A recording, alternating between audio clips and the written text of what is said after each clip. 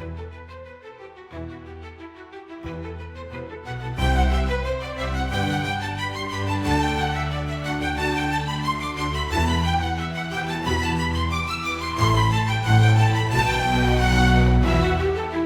right, so today we're diving into something, well, it's pretty fascinating, actually. This group called Atchalta, and their whole approach to tackling anti-Semitism, it's really not your typical awareness campaign. Yeah, you know what really struck me is their focus on action, like getting right to solutions instead of just talking about the problem. Yeah, exactly. Yeah.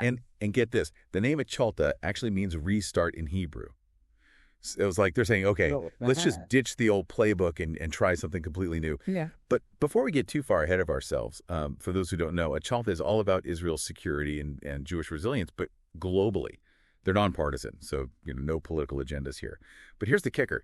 They have this unique methodology, is how they put it. And it's all about concrete action. See, and that's what I think really sets them apart. It's like they're acknowledging that the old ways of addressing anti-Semitism just haven't been cutting it. Totally.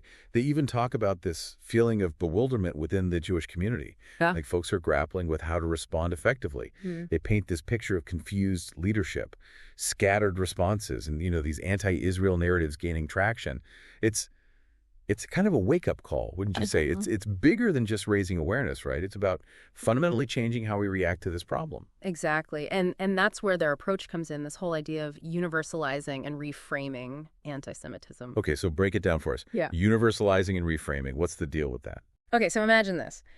You know how anti-Semitism is often dismissed as just a Jewish problem? Well, Atchalta wants to kind of flick that script. They're saying, this isn't just about Jewish communities. It's about the core values of America that are at stake. Freedom of religion, equality, justice, those big ideas. By connecting anti-Semitism to these broader American ideals, they're hoping to build a much wider coalition for action. So it's less about us versus them and more about this is a problem that affects all of us. Is that kind of what they're saying? Precisely. And it gets even more interesting. Instead of pushing for one giant unified message, they're all about what they call decentralized campaigns. Think of it like a mosaic. Lots of different groups, each tackling the issue in a way that resonates with their own communities. Okay, so instead of trying to control the message from the top down, they're saying, let's empower people to fight this on multiple fronts. Exactly. It's a more agile, responsive approach, Yeah. which makes sense given the sense of chaos they described. But here's where it gets really thought-provoking. They also talk about counter-intersectionality. Okay, you're going to have to break that one down for me. It sounds a bit like academic jargon. Fair enough. You've probably seen how some groups try to hijack social justice movements. Right. To actually promote anti-Semitic views, right? Right. Atchalta is calling that out. They're saying, let's not get bogged down in those arguments. Let's focus on finding common ground with people who might not see this as a Jewish issue, but who are concerned about those bigger American values we were talking about. So less about labels and more about building bridges. Exactly. It's about finding common cause with folks across the political spectrum who recognize that anti-Semitism is a threat to American society as a whole. That's where Atchalta's approach gets really interesting. They're trying to shift the entire conversation. And what's even better? They're not all talk. They have this whole action plan. And it's actually really impressive. Strategic retreats for Jewish organizations. Yeah. Can you imagine being a fly on the wall for those? Plus, they're putting together these speak and learn tours. Yeah. Which sound like a really engaging way to get people thinking differently about this whole thing. It's a very proactive approach, very hands-on. And then there's the tech angle. They want to create AI-powered courses on anti-Semitism. That's like next-level stuff. Seriously. AI courses. Talk about thinking outside the box. Yeah. It shows they're really committed to reaching a broad audience. And it's not just about the technology. It's about the content, too. Like a strategic framework, a guidebook with practical advice, even a media campaign called Antisemitism in the West. They're really going for it. Yeah, they're definitely not thinking small. And they seem to have the experience to back it up. They have that part in the materials Why Atchalta. And they talk about how their founder has been on the front lines of these issues for years, working with everyone from the Israeli government to multinational companies. So for them, this isn't just theory, it's real-world experience. Yeah, it sounds like they've seen it all. And they're ready to shake things up a little bit. And it's interesting, they're not just focused on Israel. They're focused on the entire Jewish world. It's a much broader perspective than we usually see. Yeah, it's refreshing. They seem to understand that these challenges are all interconnected. And they require a more holistic approach. It's not just about, treating the symptoms. It's about really getting down to the root causes.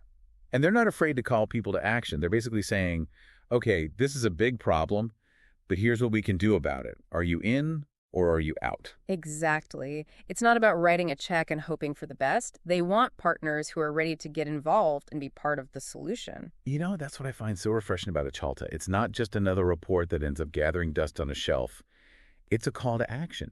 It's like a blueprint for change. They've got the experience, they've got the strategy, and they seem to have a very clear vision. But it does leave you wondering a bit. What's on your mind? Well, it all sounds great on paper, but will it actually work in the real world? It's a bold plan, no doubt about it. But are they being overly optimistic? What are the potential pitfalls? That's the million-dollar question, isn't it? It's easy to get caught up in the excitement, but the real test is if it can actually work, in the real world. Exactly. So let's say, hypothetically, Atchalta gets everything they need, funding partnerships, the whole 9 yards. And their plan actually works. What does that even look like? How do you measure success with something like this? Those are the right questions to be asking. It's not enough to just have good intentions if they're actually successful. I think we'd see a few major changes. First, a more united response to anti-Semitism from within the Jewish community. No more feeling scattered or unsure how to react. And more organized. Exactly. And second, a wider understanding in society that it's not just a Jewish problem, but a threat to American values. So more people recognizing the sign. Exactly. But most importantly, I think we'd see a real shift in the narrative. Anti-Semitism wouldn't be tolerated. It wouldn't be excused. It would be challenged. It's almost like they're trying to create a cultural firewall against this kind of hate. And that's not an easy thing to do. Absolutely not. It's a long game for sure. And that's what makes Atchalta's approach so interesting. They're not promising miracles, just a new way of tackling a very old problem. It's going to be fascinating to see how it all plays out. It really is. And that's what I love about these deep dives. We get to explore these bold ideas, unpack the strategies, and really grapple with the big what ifs. But at the end of the day, it's up to each of us to decide what we make of it all. I couldn't agree more. Knowledge is important, but putting it into action is what really matters. Well said. So there you have it, Atchalta's ambitious plan to combat anti-Semitism. They're aiming for a restart, a fundamental shift in how we understand and confront this challenge. What do you think? Could this be the turning point? We'll be keeping a close eye on their progress, but the conversation starts right here, right now. Thanks for joining us for another deep dive. We'll see you next time for another fascinating exploration into the ideas shaping our world.